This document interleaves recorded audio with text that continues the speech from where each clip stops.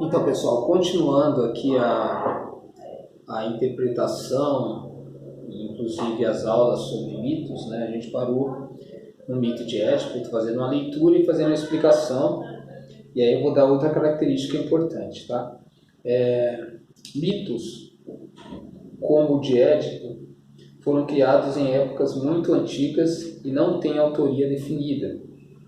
São narrativas transmitidas oralmente de uma geração para outra ao longo de séculos, até que passaram a ser registradas na forma escrita.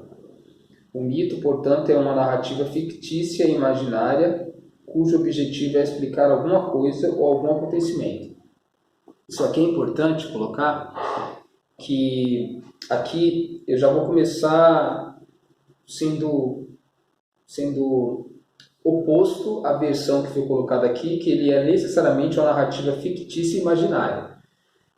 Porque quando ele fala que é fictícia e imaginária, ele está falando que o fato ele aconteceu lá no passado, o fato que motivou esse mitólogo a escrever os mitos, ele ficou lá no passado.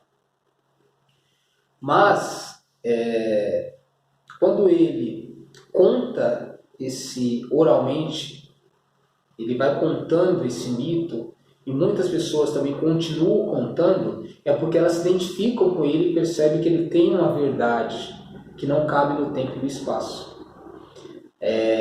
Inclusive um mitólogo, tanto aquele que canta, que conta, como aquele também que registra, ele vai percebendo, depois de muitas memórias, de coisas, experiências que ele viveu e que ele vê as pessoas contarem, ele percebe que existe ali uma identificação, né, nesse processo. Então ele entende, isso aqui é tão importante, porque muitas pessoas se identificam com essa história, que eu tenho que registrar.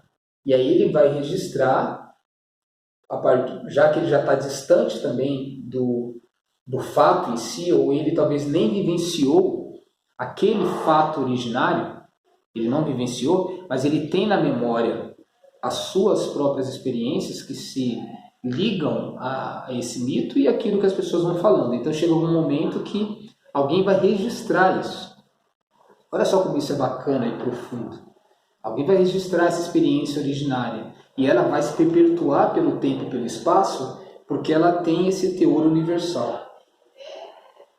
Agora, quem é o autor lá do princípio, que viveu aquela experiência, sensibilizou tudo isso, resolveu depois contar oralmente, né? A gente não sabe.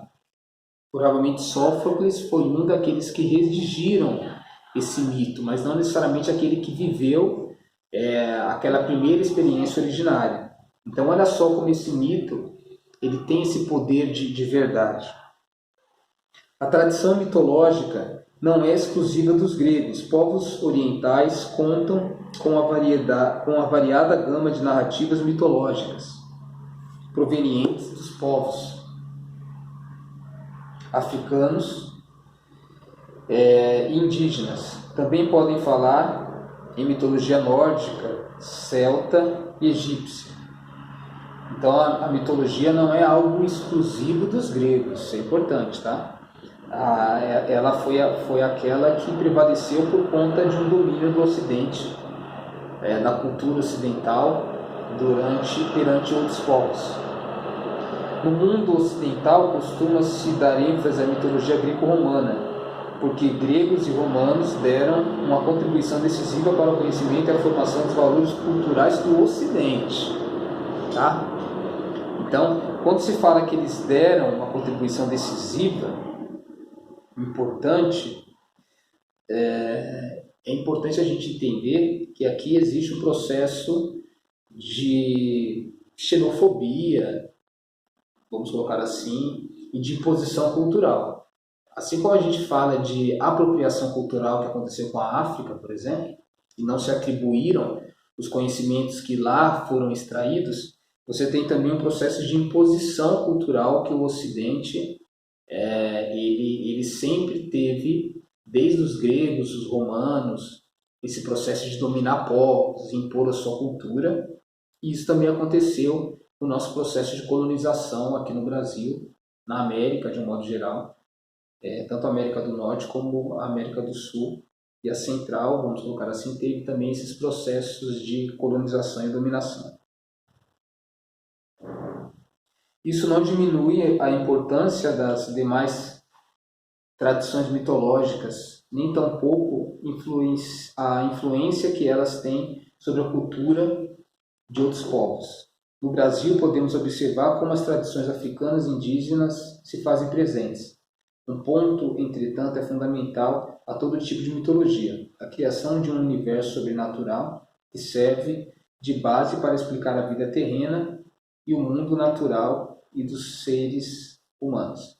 Então aqui ele coloca essa questão que o recurso ao sobrenatural ele é como sendo, ele age, né, como sendo um artifício dos mitólogos, né? Então muitas vezes ele, para explicar aqui o trivial, aquilo que acontece no cotidiano, no dia a dia, ele vai de alguma forma fazer uma projeção no mundo sobrenatural, até mesmo porque as pessoas elas têm um mecanismo psicológico que elas se atraem,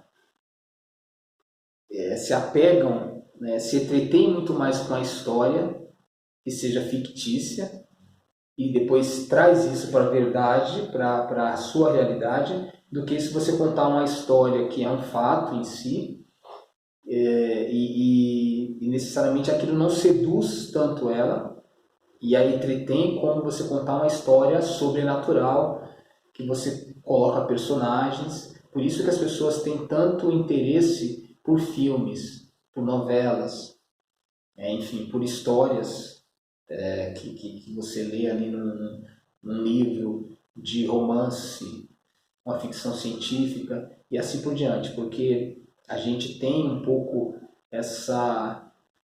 esse apego a coisas fantasiosas, mesmo que elas de alguma forma tenham endereço indiretamente com a realidade que nós estamos inseridos. Então é um mecanismo psicológico que figura aí. Então a gente dá continuidade a essas reflexões e depois eu vou entrar na visão de Nietzsche que complementa um pouco coisas e conceitos que eu já falei sobre a questão dos mitos. Até o próximo.